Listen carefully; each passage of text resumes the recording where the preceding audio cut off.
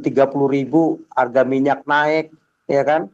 Pusing udah Prabowo, bisa-bisa guling juga, ya kan? Bisa-bisa digulingkan juga, bisa-bisa demo seperti di mana nih, di Iran, Iran. begitu. Ya, jadi tinggal nunggu bom waktu saja. Secara sosiologi itu ya begitulah, negara-negara miskin, negara-negara yang masih bergizi buruk, ya IQ rendah, ya narasi kebahagiaannya itu ya semu. Aja ya, mudah-mudahan sih ini Prabowo dijemput lah sama si Trump lah.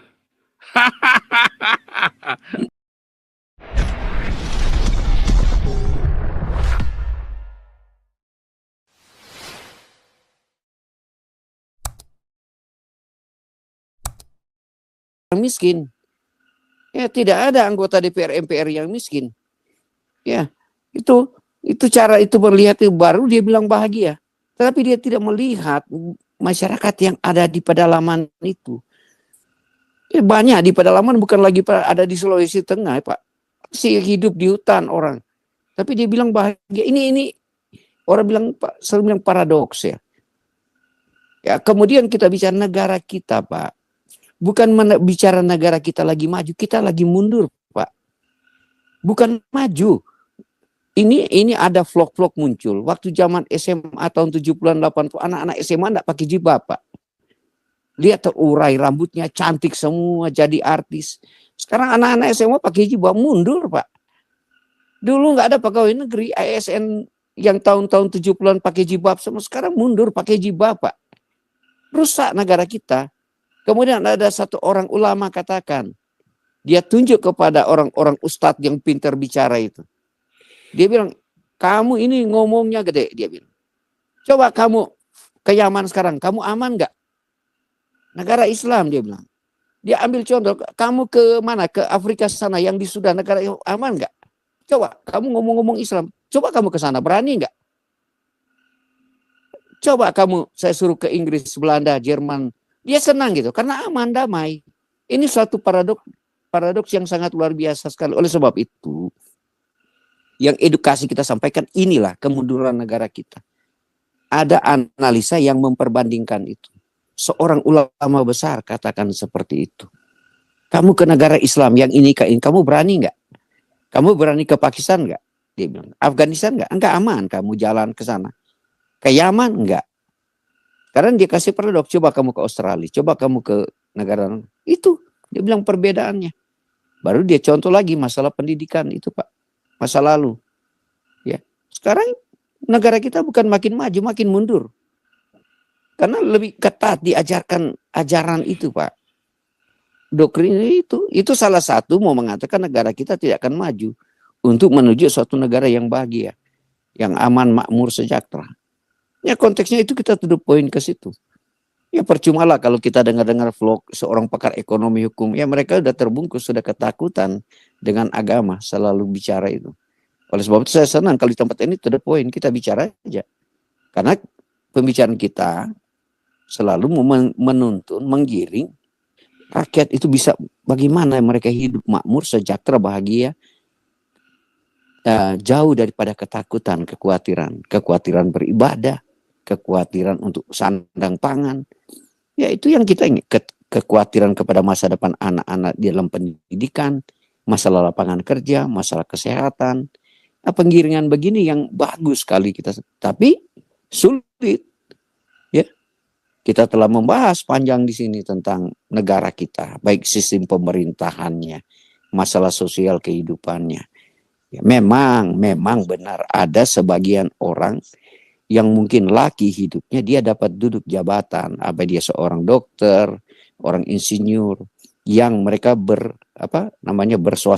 bertikari itu, punya usaha sendiri, barangkali itu bagian daripada kesuksesan mereka. Tetapi kalau diperbandingkan dengan jumlah penduduk Indonesia dengan orang-orang yang sukses, ya jauh berbeda lah. Itu satu analisa. Karena jadi kebahagiaan yang menyedihkan, Pak. Justru, iya, Pak. benar. Bahagia karena nggak punya pilihan lain. Ya. Udah nggak ada pilihan yang lain Sebenarnya lagi.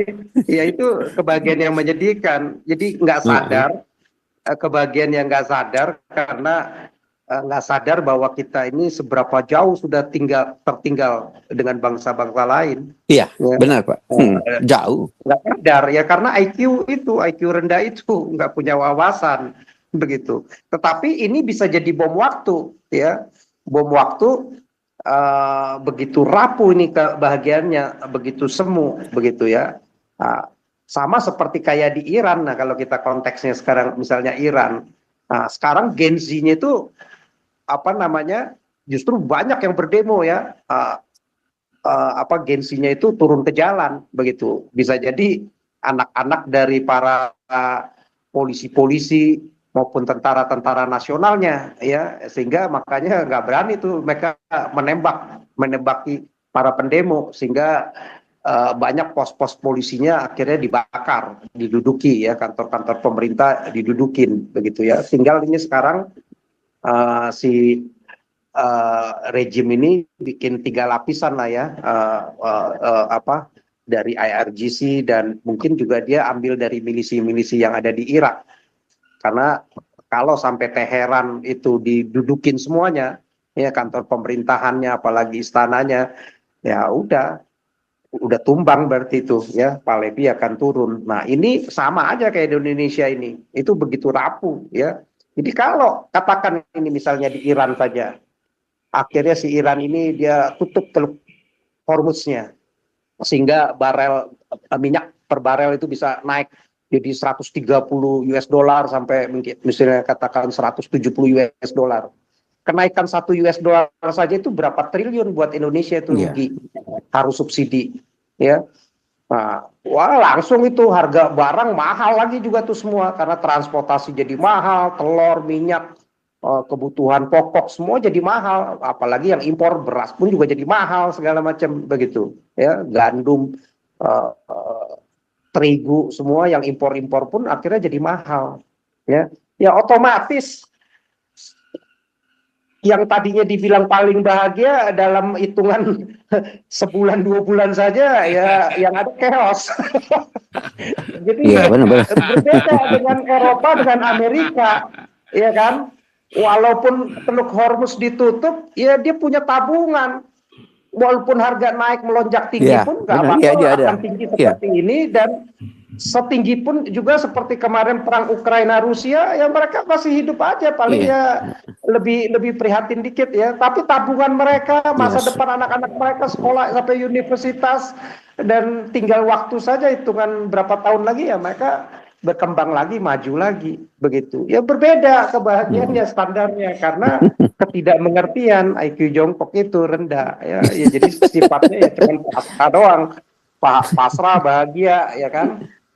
Tapi suatu saat ini bisa berubah, ya, tahu-tahu meledak itu amarahnya, perut lapar, ya gimana, nggak bisa kompromi lagi. Coba di Indonesia nanti nih, kalau gara-gara ini eskalasinya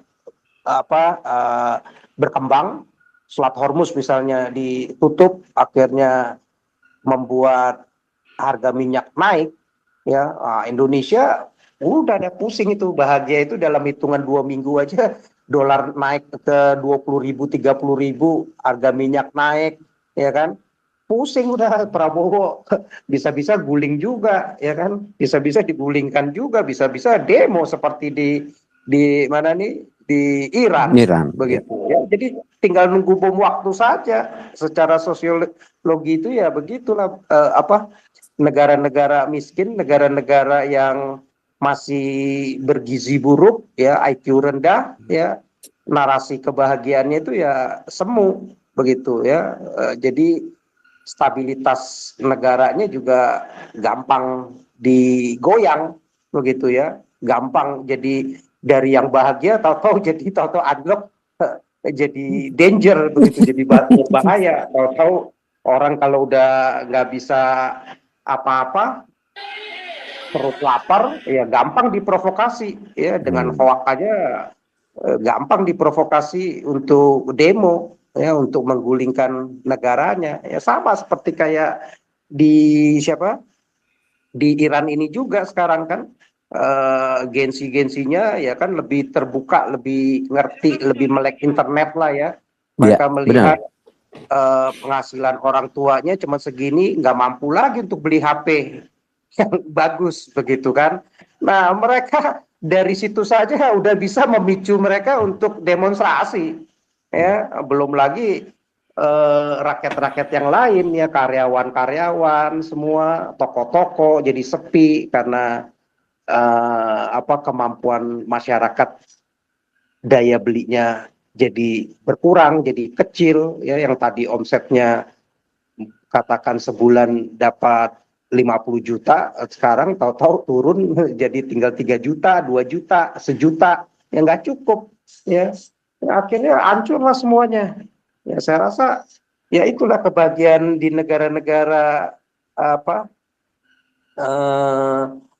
seperti Indonesia ini, ya susah, seperti Iran ini ya susah, semu semua, ya. Gitu. Gampang tahu-tahu berubah. Ya, menurut saya itu. Ya tadi benar dikata tadi ungkapan apa saya Jadi kita katakan nggak bahas bahwa Iran nih, ngomongnya iya kebahagiaan ya iya intinya ya. Iran sekarang perempuan Iran. Kenapa Padahal saya tadi? pengen ngomong Iran tadi. Iya, Iya, Bayana. Udah, next day aja, next day deh, next day. tadi Lihat saya perkembangan besok. Lihat perkembangan besok ya, karena kita nggak tahu besok ini kan nampaknya si Khamenei-nya kan ke Rusia. Tapi saya yakin Putin nggak akan belain Khamenei. Dia lebih baik barter sama Ukraina. ya tadi saya tadi Putin nggak bicara akan berani, Pak. tentang Putin nggak berani. Nggak akan Kondisi bantu sekarang ini habis dia. Ukraine. Dia paling cuma Dia akan barter. menyiapkan seperti kayak Bashar al-Assad aja untuk pengungsian. Iya. Kenapa? Karena dari situ kan minimal dia asetnya si siapa nih, Khamenei kan gede kan, sampai 3.000 triliunan kan. Ya kebagian lah masuk ke situ. Sekarang Rusia juga lagi susah. Ya sama seperti Assad ditampung ya karena bawa aset banyak di situ. Coba kalau nggak ada duitnya, Nggak ditendang, kasih juga, iya nggak bisa. ditendang, dibalikin lagi nih, bunuh aja udah tuh, nggak ada manfaatnya buat gue sekarang. ini saya bicara baru bicara Iran. Kan Iran ini di media sekarang perempuan Iran tinggalkan hijab, ikut demonstrasi. Ini saya katakan tadi di Indonesia itu bukan maju, lagi mundur. Sekarang Iran ingin maju, mereka tinggalkan hijab. Perempuan Iran tinggalkan. Itu satu, saya bilang hipotesa-hipotesa seperti ini yang saya sampaikan tadi bahwa negara kita tidak maju, lagi menuju kemunduran karena dipaksakan itu. Nah, saya bilang tadi masalah di SMA Lagi muak, itu kan, Pak. Udah muak iya, mereka sama sudah muak, iya. Sekarang Udah Iran lepas hijab bukan semua saja perempuan. di ini, Pak, bukan saja di Iran, Pak. Di Oh, banyak iya. negara Islam itu udah pada muak juga dengan Islam, sehingga banyak juga yang meninggalkan. Ya, di Turki aja udah banyak yang sekuler, udah nggak peduli. Ya. Iya. Di Arab Saudi pun juga udah banyak ya yang udah maju pun juga dia merasa nggak ada artinya begitu. Yang ada yang ngikutin ajaran Al-Quran ini yang membodohkan, Ya, memiskinkan. Dan mereka lihat berita selalu tiap hari negara Islam itu perang, bunuh, kosa. Di Eropa diterima baik-baik, malah demo mau bikin syariah, kan goblok. Ngelihat orang Muslim sendiri akhirnya gerah, muak juga ngelihat kelakuan-kelakuan Muslim itu. Akhirnya ya udahlah, gue ngomongin nggak bisa, gue keluar lah dari ajaran setan nih.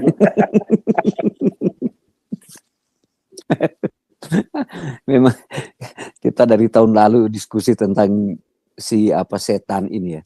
Nggak mau, barangkali ya, saya bilang tinggal mau merubah itu sistem mereka itu, baru negara kita mungkin bahagia ya. Karena saya percaya kok negara kita efek dominonya dari korupsinya itu tidak pernah hilang karena dari ajarannya itu.